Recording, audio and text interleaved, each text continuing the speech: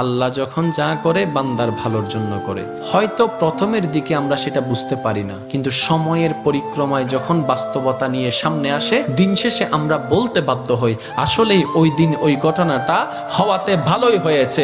আল্লাহ কখনো বান্দার ক্ষতি চাই না। আল্লাহ যদি ক্ষতি চাইতেন সকালের নামাজ না পড়ার কারণে কান্না করে দিতে পারতেন। যদি আল্লাহ ক্ষতি চাইতেন দুপুরে নামাজ না পড়ার কারণে ল্যাংড়া করে দিতে পারতেন।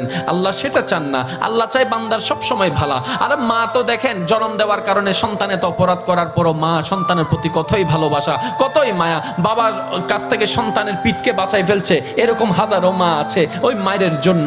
কিন্তু আল্লাহ পাক রব্বুল আলামিন বান্দার উপর কতটুক ভালোবাসে দিয়েছেন সেটা আমরা বান্দারা বুঝতে পারি নাই বলে শয়তানের ফাঁদে বারবার পা দিয়ে আটকাই যাচ্ছি। মনে রাখবেন, মনের মধ্যে কথাটা বসাই ফেলবেন, আল্লাহ যখন যা করে বান্দার ভালোর জন্যই করে। একদিন না একদিন সেই ভালোটা আপনার বিবেকে এবং মনে প্রমাণ হয়ে সামনে চলে আসবে।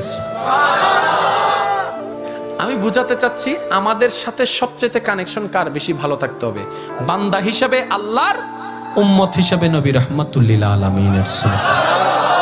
এখানের ভিতর যে কেউ চাইলে জীবন সাজাই ফেলতে পারবে।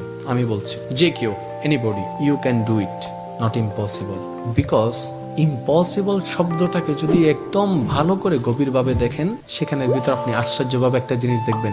ইম্পসিবল একটু যদি ডিফাইন করেন, ভাগ করেন, দেখবেন আই এম পসিবল।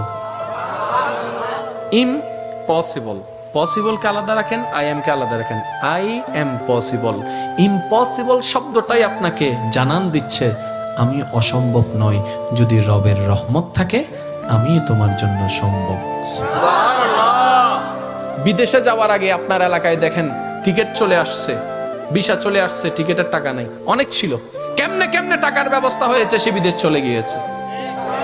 এখানে অনেক ব্যবসায়ী আছে, ব্যবসা শুরু করার সময় সেই পরিমাণ টাকা ছিল না, কেমনে কেমনে ব্যবসা শুরু হয়েছে। এটা কেমনে কেমনে, রব বলে এটা কেমনে কেমনে নয়, একটু আমার দিকে তাকা।